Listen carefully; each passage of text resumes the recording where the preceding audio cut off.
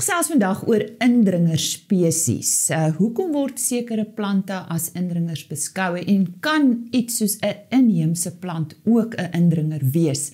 Nou, ons ou bekende professor Charlie Reinhardt gesels vandag met ons hieroor. Hy's natuurlik onkruidnavorser by IP, maar hy's ook 'n onkruidbeheerkonsultant. Charlie, ja, hoekom word sekere plante as indringers beskou? Ja, die term indringer verwys na plante wat die vermoë het om 'n plantgemeenskap, 'n gevestigde plantgemeenskap, binne te dring, plante daarin te verdring, eintlik te verplaas. Nou ja, die mate waartoe dit gebeur sal die erns van die probleem bepaal, né? Hier en daar 'n indringerplant in 'n gevestigde plantgemeenskap gaan nou nie skade berokken nie, maar nou moet jy vooruit dink. En jy gaan nie op daai stadium weet wat gaan gebeur met hierdie dinamika nie.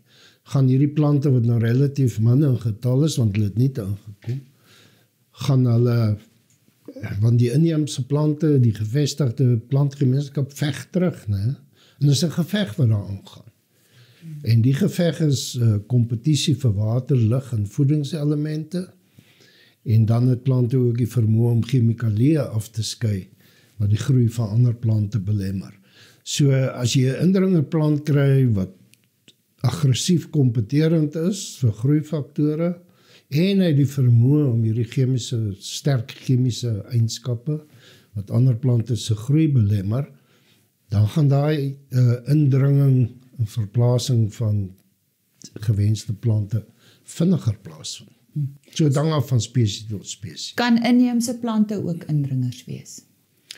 Inheemse plante, gewoonlik reserveer ons die term indringers vir uitheemse soorte, maar ek kan jou 'n voorbeeld gee, in die Krugerwildtuin behoort die gewone karee, wat ons so goed ken, Rhus lancea, deesdae sy naam Ciarcia lancea, hy hoort nie in die Krugerwildtuin nie. Soortgelyk, springbokke, die viervoetige soorte, hulle hoort ook nie in die Krugerwildtuin nie, né? So as hulle daar sou voorkom, dan sou jy hulle as indringers beskou. Die inheemse soorte gewoonlik gebruik ons in die konteks van waar hulle oormatig verdig. En dan praat ons van verdigters. En daar is bekende inheemse soorte, waardevolle plantsoorte op hulle eie, so sekelbos, mopani, selfs die goeie ou soedoring, kan 'n probleem raak wanneer toestande so is dat hulle oormatig verdig. En dit hou gewoonlik verband met oorbeweiding, wat veroorsaak dat daar nie ander plante of minder ander plante is wat hulle in toom kan hou, hulle getalle. Hoe beland uitheemse indringerplante by ons? Ja. Daar is seker verskeie teorieë. Die mens is ongelukkig die hoofvervoerfaktor. En wat jy tipies kan kry, vir diegene wat oor see was, en hierdie pragtige plant gesien het, wat hulle nog nooit van tevore gesien het nie. En jy is 'n plantliefhebber, was jy nie bietjie in 'n versoeking om van daai saad saam te bring na Suid-Afrika toe nie. En jy kon goeie bedoelings gehad het, jy het dit net daar in 'n pot geplant by jou huis, maar oor tyd het hy versprei. En een goeie voorbeeld daarvan is die pompomplant, né? Campyloclinia macrocephalum, wat ons grasveld so inneem. Nou die storie wat ek gehoor het, is dat hy in die 70er jare, die eerste kolonie of populasie wat posgevat het, was by aan die voet van die Voortrekker Monument in Pretoria, waar daar 'n afsetpunt vir tuinafval was. So dat hy uit iemand se tuin daar beland het, en van daar af het die verspreiding plaasgevind. En deesdae kry jy hom in KwaZulu-Natal, naby Pietermaritzburg, en jy kry hom in Tzaneen omgewing, en dit het daar op een punt begin. Dit het dalk begin met 'n handjie vol saad, né? En dit is hoe dit gaan met indringers. Watter tipe skade kan hierdie indringerplante verrig? Nommer 1, natuurlike toestande, natuurlike veld, die verplasing van inheemse soorte. En dan weet ons mos, daar is 'n ekosisteem. Daar's 'n natuurlike ekosisteem wat afhanklik is van die plante. Plante is die basis van lewe. Ja, alles draai om plante. Diere is afhanklik van plante vir voedsel, mikroorganismes is afhanklik van diereprodukte wat weer afhanklik is van plante. Alles begin eintlik met die fotosintese proses van plante wat sonlige energie vasvang. En die energie waarmee ons hier sit, waarmee ons opereer as mense, kom van die sonlig af, wat deur plante in 'n vorm vasgevang is, en dis in die vorm van koolhidrate en suikers. Jy het vroeër gepraat van die chemiese skade wat hulle ook kan rig. Ja, ons noem die verskynsel noem ons allelopatie. En dit is eenvoudig afgelei van Grieks wat beteken wederwysige skadelike effek. Allelos, wederwyds, en patie is pathos, skadelike effek, patologie, daai tipe ding. So dit is en ons weet, gewasplante het ook so vermoë, tot 'n minder of meerdere mate. So as ek onkruid op 'n land beskou, dan sien ek sien 'n interaksie. Ek sien nie dit as twee aparte entiteite wat niks met mekaar te doen het nie. Daar's 'n interaksie aan die gang en dit is kompetisie vir groeifaktore en is hierdie biologiese, biochemiese oorlogvoering wat aan die gang is. Charlie, weet julle hoeveel uitheemse indringerplantsoorte daar in Suid-Afrika is? En watter van hierdie is nou die belangrikste? Is daar so iets? Ja, uitheemse plante word deur wetgewing gereguleer. En ons het by die 400, amptelik is daar by die 400 uitheemse plantsoorte wat geklassifiseer is. Nou moet jy onthou, uitheemse plante, goed, ons sê die mens, in ander woorde, vir die mooi van die plant bring jy hom in.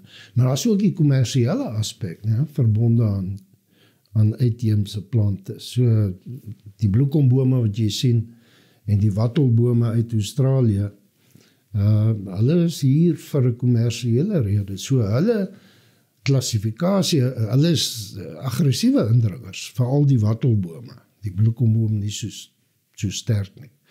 So hulle klassifikasie maak daarom voorsiening dat jy hom nog kommersieel kan verbou. So jy hoef hom nie te beheer in die plantasies nie. Maar hulle moedig aan dat jy saadbeheer toepas. So deesdae het hulle insekte wat hulle in die plantasies loslaat, wat die saad vreet.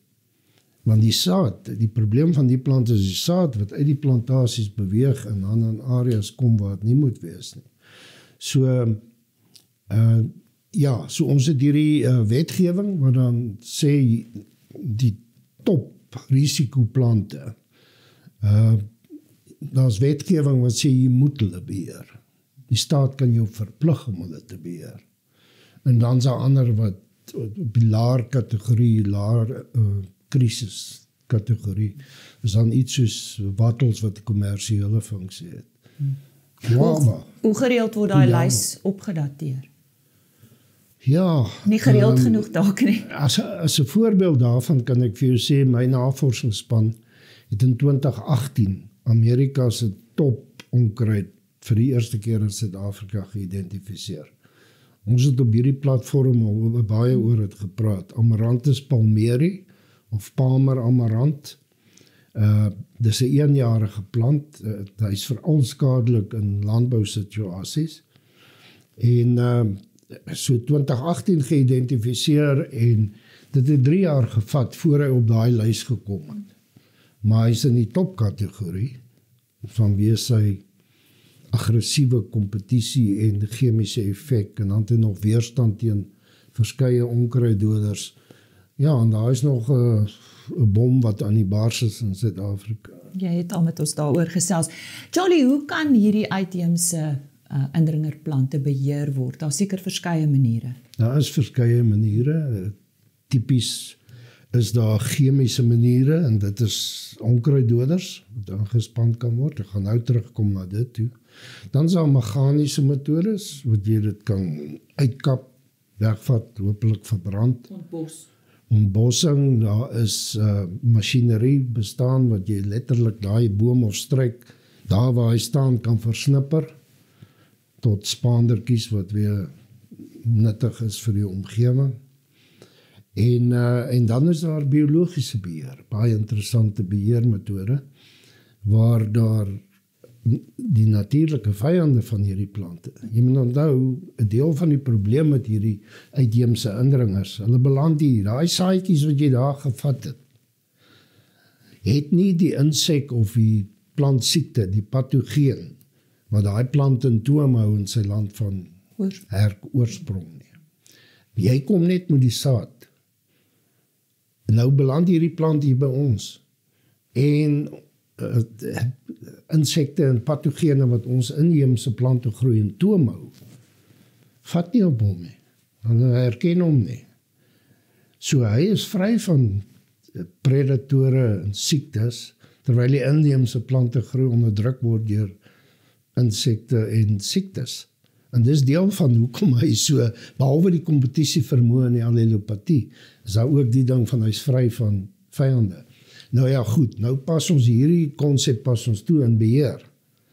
Nou as ons weet, ons het hom, dan word daar nou gaan wetenskaplikes na die land van herkoms, en hulle soek natuurlike vyande. Dit is gewoonlik insekte. Maar kan ook patogene wees. Dan word dit na Suid-Afrika toe gebring en onder kwarantyne toestande, want dit is baie belangrik dat jy nie 'n nuwe probleem inbring, né? Insek of 'n siekte wat ons inheemse plante groei of gewasse gaan affekteer. So oral is daar tyd. Dit vat lank voor die staat geaktiveer word om hierdie te besef hier's 'n probleem. Gewoonlik te lank. Nou is hy al goed gevestig. Nou soek jy natuurlike vyande. Dit vat 'n paar jaar. Die kwarantyne-evaluering vat 'n paar jaar. Nou uiteindelik, as hy nou geskik is om losgelaat te word uiteindelik, dan vat dit nog 'n paar jaar vir hom om te vestig in die omgewing. Want wat jy wil hê, ideaalsgewys, is dat hierdie natuurlike vyand homself kan onderhou en self kan vermeerder. Nou, die waterjasint is 'n interessante voorbeeld, né? Daar's 'n stuk of 5, 6 patogene en insekte al beskikbaar op waterjasint. En tog weet ons, hy bly 'n probleem. En ons spreek net die simptome aan, want die werklike probleem is die verryking van die water. Deur mense weer. En nou jy hierdie dinamika van, nou moet jy hierdie waterjasint moet jy nou in toom hou met hierdie insekte, maar die insekte kom van Suid-Amerika, en hulle is nou nie so lekker aangepas by die klimaat by Hartbeespoortdam byvoorbeeld nie, jy weet, of die Vaalrivier by Parys nie, so hulle sukkel om hulle self te handhaaf, terwyl die waterjasint is lank al hierso, hy het nou al aangepas geraak. So jy het hierdie konstante fluks in die getalle van die insek en getalle van die onkruid. En dan moet ek gou iets sê oor onkruiddoders. Dit bly die effektiefste manier, want dit is vinnig. Jy kan binne dae kan jy skadelike effek op die plante hê, maar soos elkeen van die ander metodes het die onkruiddoders ook hulle uitdagings. Nou gewoonlik kan onkruiddoders geklassifiseer word as grasdoders of sogenaamde breë plantdoders. Nou, so as jou indringerplant nou wat hulle gewoonlik is, ons het min grassoorte wat uitheemse indringers is. Die meerderheid is breëblaarsoorte soos kruide, bome en struike. Nou die onkruiddoders, nou kies jy een wat breëblare en kan doodmaak. Nou gaan dien jy toe, sê nou maar met 'n vliegtuig, né? Boere area. Nou ja, nou is dit 'n geval van die inheemse soorte, die gewenste plante gaan ook geaffekteer word. Dis 'n ongelukkige ding en daar's werklik te min kennis daar buite of te min omgee. Te min bewustheid van die impak wat daar kan wees. En ek dink ons kan meer tyd in kennis insit wat dit betref. Ja.